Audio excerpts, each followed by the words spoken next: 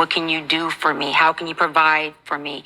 It has nothing to do with emotions. This is why you have a lot of high valued women and men who are extremely low functioning. It is statistically known that high valued women, not functioning, high value women, meaning powerhouse, makes money, elected official, doctor, lawyer, entrepreneur, whatever she does, she's just killing it. She does well. Educated, not educated, she just does her thing financially. She's high valued. Often end up with low functioning men. Why? And it's because she has high value. She doesn't have high function. Law of attraction, we attract who we are despite of who we think we are. So the man living in his mama's house that you described, right? Mm-hmm. That's based on society. That's a low value man. Reality, not That's society. fine. You can say reality. I'm fine with that. Yeah. Right. Value is not a functioning. High functioning is how you function. Has nothing to do with money or where you live or how you drive. Right. Okay. Value is the word value because it's it's what you say. How valuable are you? Mm-hmm. How valuable are you, sis?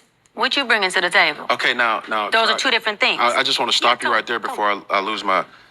If the man doesn't have high value, yes, he will not spark the interest of no woman.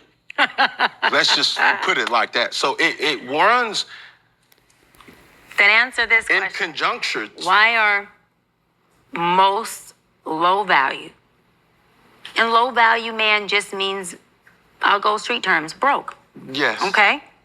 They're married. Them Negroes are married. But you can't say that's a subjective thing. No, that's not. That's most because that's not true. Statistically, when it comes to socioeconomics, Google it, have somebody here on your team pull it up. Socioeconomically, women, Google it, predominantly black women, socioeconomically, are exceeding when it comes to money, street term, bread. Hold on. That means if they marry, they're married to a man who's making less money, no money, or broke money. Hold on. Hi there. I had to come on here and speak on the Cam Newton Dr. Bryant interview that took place. If you have not watched it, please pause my video, go look down in the description box, and go ahead and check out that video. I'll have some timestamps listed that are referring to the items that I'm addressing. But they did a thing with this interview, some very important points that were brought up that have not been previously delved into that I know of on a public platform. They talked about it. They went there, and I'm so appreciative of influencers who use their platforms to share knowledge and actionable wisdom with followers and viewers. So the conversation came up about high value men, high value women, high functioning men, high functioning women, low value men, low value women, low value, and high functioning. So the part that stood out to me the most, first we'll define what high value, high functioning, low value, high functioning is. So a man that you will find, this is the ladies, because I can only speak for ladies, the men that you will find who are high value typically have significant liquid assets. They put a lot of time into their careers or specialties, and they have things to show for their hard work. Okay, this can range anywhere from even like your physicians, your business owners, athletes, and even celebrities. Someone who is high value and high functioning, a man who's high value and high functioning, is almost always going to be married, unless he is widowed. High functioning, high value men are like 99.999%. They're almost always married, right? High functioning men are men who have a lot of utility when it comes to emotional intelligence. They bring a lot into the relationship so that even if they lost all of their monetary value, they retain their value by just who they are. They're the men who make money. The money doesn't make them, right? So you can actually find a man who is high value and low functioning a lot when he's the type who the money makes him and he doesn't necessarily make his money. Okay? All right, stay with me. So the conversation between Cam and Dr. Bryant took a turn when they had opposing views of whether or not a low value man could attract or be in a relationship with a high value woman. Okay, so Dr. Bryant made the clarification that absolutely yes, a low value, high functioning man can indeed be in a relationship with a high value woman. So I want to elaborate on that.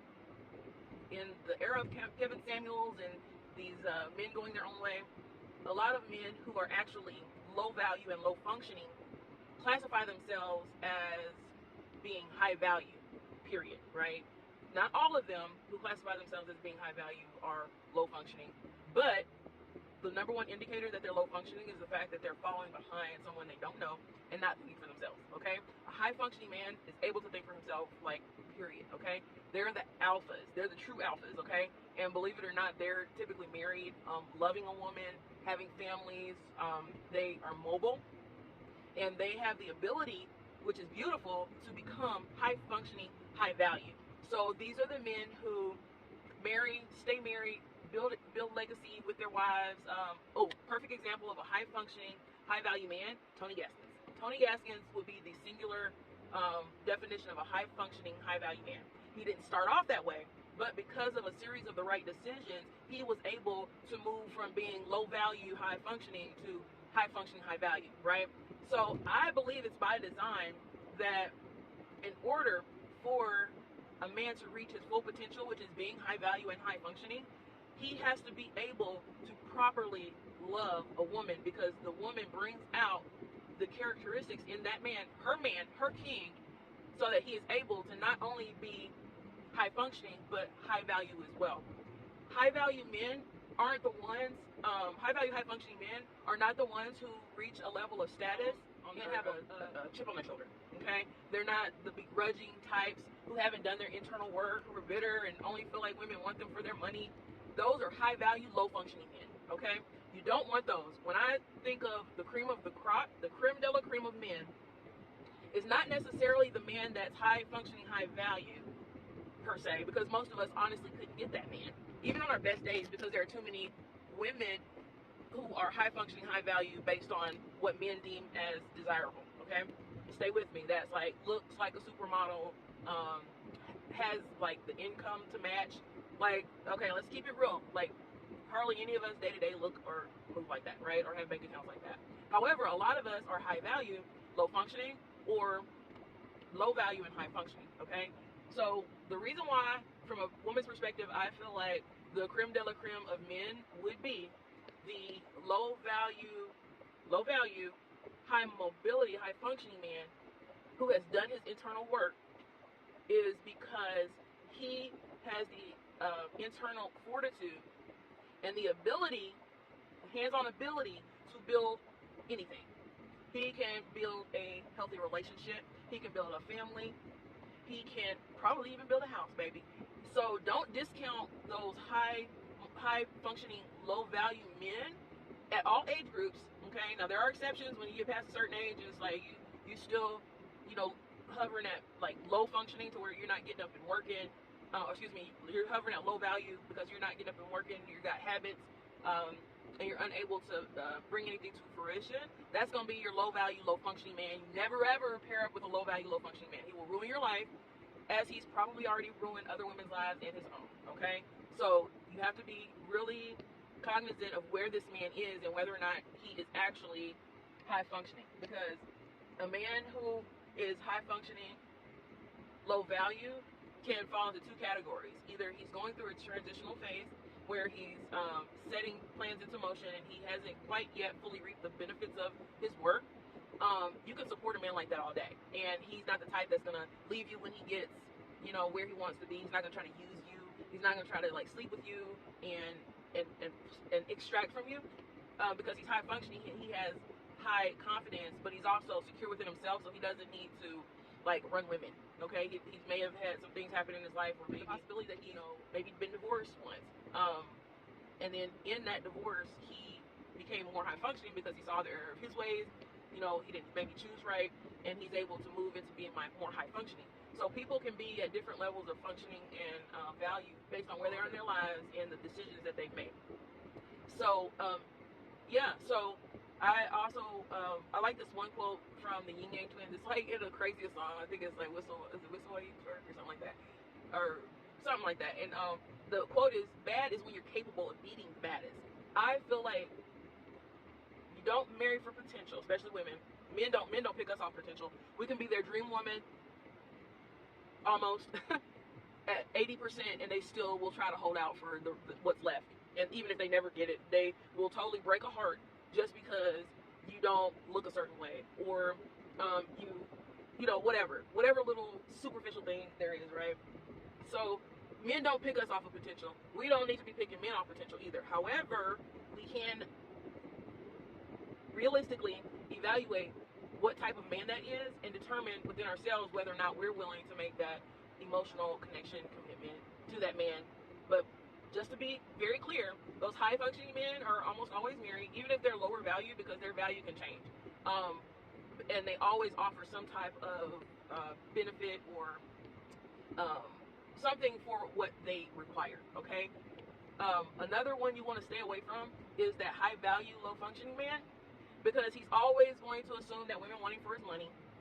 You could actually really like the guy, and he will, because of his own insecurities and his lack of self-awareness and deep-rooted insecurities, he is not going to be able to move to being high functioning ever, almost ever. It's impossible because who he is embedded, and he feels like he's arrived because of the finances, and so he's not going to be willing to grow, okay?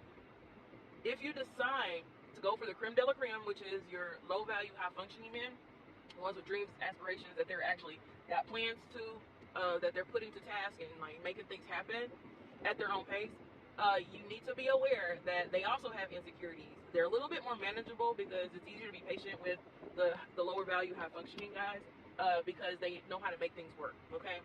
They don't have things handed to them. They don't feel entitled. If you run into a low value, high functioning who feels entitled, stay away from him. He won't be worth it. And so you want to just be aware that these guys, the lower value, high functioning guys, they have the tendency to have imposter syndrome. So even if you all reach a point, or he reaches a point where life is great and he's, you know, making his dreams come true, he will sometimes struggle to feel like he fits in, or, you know, that the life that you all have created for yourselves, or he's even created for himself, is what he deserves, right? So they can be a problem if they don't do the internal work. They will be cheaters, okay, if they haven't done the internal work and they don't realize who they are, or if you're just not the one and you can't speak to the king in him, right? So it's nothing to be ashamed of. It's just you have to be aware of where you all are and where he is, and whether or not that's the battle that you want to pick, okay? So another thing with the low value, high functioning guys is they do have insecurities that are based around their ability to necessarily provide. It's important to let them know that what they provide, the value they provide, whether it's making your life easier in other ways, helping you with fitness, protecting you, making sure small things are taken care of, you know, paying for things when he can. Make sure that he knows that those things are valuable to you, right? Especially as a high value woman, if you can take care of your own, like, you just want somebody who is a strength for you, right? And who has the mobility to be more as well, right? So those are typically your non-committals because they are worried about getting left because of what they are unable to provide as far as value financially. So it's tricky with them, but with the right person, the right pairing, like, anything is possible. So I just wanted to speak on that. I'm at church now and I'm going to go in. But yeah, that was a really good conversation. Again, it's linked below in the description box. Please check it out when you get a chance. All right, peace.